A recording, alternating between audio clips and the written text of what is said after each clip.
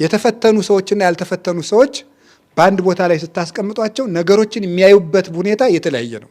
የተሳሳሙ ሰዎች በስርዓተ ተክሊል መጋባት አይችሉም የምትሉ ሰዎች በደንብ አድርጋችሁ ስሙኝ።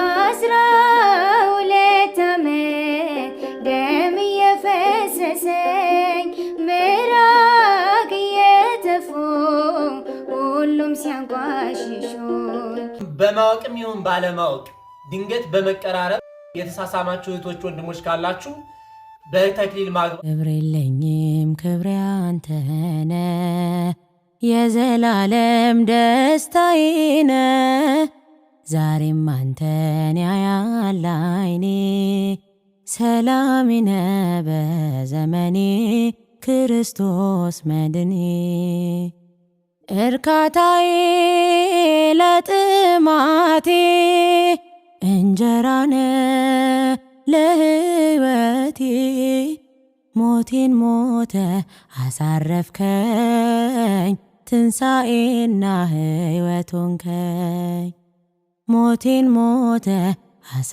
አሳረፍከኝ ትንሣኤና ሕይወት ሆንከኝ። ሰላም ክቡራን ቻናላችን ቤተሰቦች እንዴት ናችሁ? ዛሬም እንደተለመደው አስተማሪና ቁም ነገር አዘሉ ቪዲዮዎችን ወደ እናንተ ይዘን መጥተናል። ለቻናሉ አዲስ ከሆናችሁ አሁኑ ሰብስክራይብ ማድረግ እንዳትረሱ፣ እንዲሁም ቪዲዮውን ላይክ በማድረግ ጀምሩት።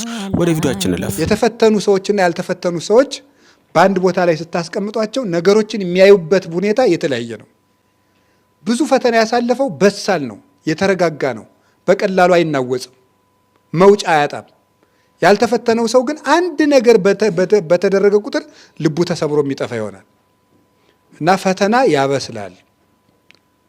ስለዚህ እንዳንሰንፍ ተግሳጹ፣ ተስፋ እንዳንቆርጥ ቸርነቱ ለፍሬ ያስፈልገን። የተሳሳሙ ሰዎች በስርዓተ ተክሊል መጋባት አይችሉም የምትሉ ሰዎች በደንብ አድርጋችሁ ስሙኝ እና ብዙዎቻችሁ በውስጥ መስመር ስትጠይቁኝ የነበረው ምንድነው ተሳስሞ በስርዓተ ተክሊል መጋባት ይቻላል ወይንስ አይቻልም እያላችሁ ነው። ይኸውላችሁ ይሄ ጥያቄ እዚህ ላይ ይቻላል ወይንም አይቻልም ተብሎ የሚመለስ መልስ አይደለም። ለምን ካላችሁኝ አይቻልም ከተባለ ሰው ተስፋ ቆርጦ ከቤተ ክርስቲያን ይርቃል። ይቻላል ከተባለ ደግሞ እንኳን ዘንቦብሽ እንዲሁም ጤዛነሽ ሰው ከተቻለማ ብሎ ወደዚያ ወደ ዝሙት ይዘፈቃል ማለት ነው። ስለዚህ እዚህ ጋር ጥንቃቄ ይፈልጋልና እዚህ ላይ የሚመለስ አይደለም። ታዲያ ይህንን ጥያቄ መመለስ ያለበት ማን ነው ካላችሁኝ የንስሐ አባታችሁ ነው። የትኛውም ክርስቲያን የንስሐ አባት ሊኖረው ይገባል። ስለዚህ የንስሐ አባታችሁ ጋር ሄዳችሁ እዚያ ነው እንጂ የጥያቄ የሚመለሰው እዚህ ሚዲያ ላይ አይደለም። እዚህ ሚዲያ ላይ ይቻላል አይቻልም እያላችሁ የምመልሱ ካላችሁ ጥንቃቄ አድርጉ። አንዳንዶቻችሁ ደግሞ አሁን ይሄ ሁሉ ሰው ድንግልናውን ጠብቆ ነው ወይ በተክሊል የሚያገባው ምናምን እያላችሁ የምትሉ ሰዎች ምን አገባችሁ? ስለ ሰው ኃጢአት ራሱ ይጠየቅበት። እኔን ማረኝ ነው የሚባለው። ስለ ራስ ኃጢአት ነው ማሰብ።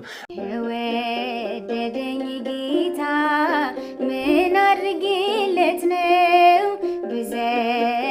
ብዘምርለትም ያንስበታል። ይኸው ከውድቀቴ አንስተ ድካሜን ያገዝከኝ ሰባራውን ድልድይ ገጥመ ያሻገርከኝ 12 ዓመት ደም እየፈሰሰኝ ምራቅ እየተፉ ሁሉም ሲያንቋሽሹኝ የጌታዬን ልብሱን ጫፉን ብዳስሰው ኃይልም ከሱ ወጣ ደሜን ቀጥ አረገው። የወደደኝ ጌታ ምን አድርጌለት ነው ብዘምርለትም ያንስበታል። ይኸው ከውድቀቴ አንስተ ድካሜን ያገዝከኝ ሰባራውን ድልድይ ገጥመ ያሻገርከኝ። በማወቅም ይሁን ባለማወቅ የተሳሳመ ሰው በተክሊል ማግባት ይችላል ወይስ አይችልም? ተክሊል የሚለውን ትርጓሜ ስንመለከት ከለለ፣ ጋረደ፣ አከበረ ማለት ነው። ብዙዎቻችሁ በተክሊል ማግባት ትፈልጋላችሁ። በተክሊል ለማግባት ብዙ ውጣ ውረድ ተጋድሎ ያስፈልገዋል። ከተጋድሎቹ መካከል እንደ ምሳሌ ሊጠቀስ የሚችለው ከጓደኛችሁ ጋር በምትቀራረቡበት ጊዜ ራሳችሁን ገዝታችሁ ለእግዚአብሔር ክብር ብላችሁ ይህንን ክብር ለማግኘትም ትዳራችሁን ለማስባረክም አቀራረባችሁን መመጠን መለካት ይጠበቅባችኋል። በምትገናኙበት ጊዜ ግልጽ በሆነ ቦታ በቤተ ክርስቲያን ሰዎች ባሉበት ቦታ መሆን ይገባል። ይህም ከብዙ ፈተና እንድትጠበቁ አስባችሁትም ሳታስቡትም በኃጢአት ከመውደቅ ይጠብቃችኋል።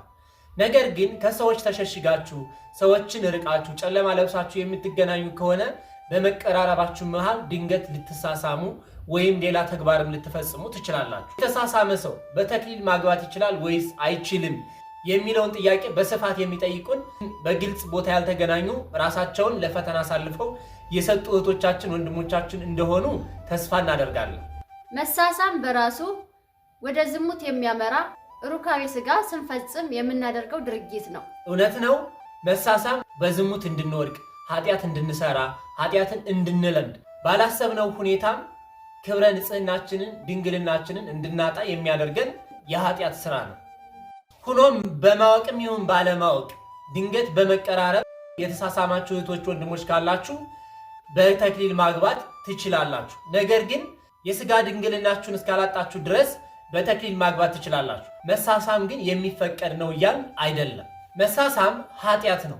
ሆኖም ግን የሥጋ ድንግልና ካላችሁ ይህንን ለንስሐ አባታችሁ ተናግራችሁ ንስሐ ገብታችሁበት ቀኖናችሁን ጨርሳችሁ በምክረ ንስሐ ተመላልሳችሁ በተክሊል ማግባት ትችላላችሁ። ያለ አንተ ጌታ ደስታ መች አለ?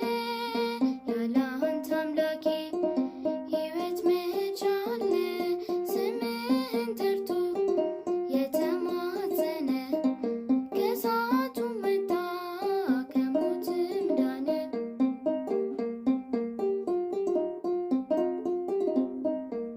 እጆቼን ይዘህ አንተ የመራ ስንቱን አለፍኩት ስንቱን መከራ ለካስ ሲያልፍ ሁሉም ይረሳል። ረሃብ ስደቱ ማን ያስታውሳል? ያለ አንተ ጌታ ደስታ መች አለ? ለዛሬ የነበረን ቪዲዮ ይመስል ነበር። በቀጣይ እስክንገናኝ ድረስ መልካም ጊዜ፣ ቸር ቆዩልን።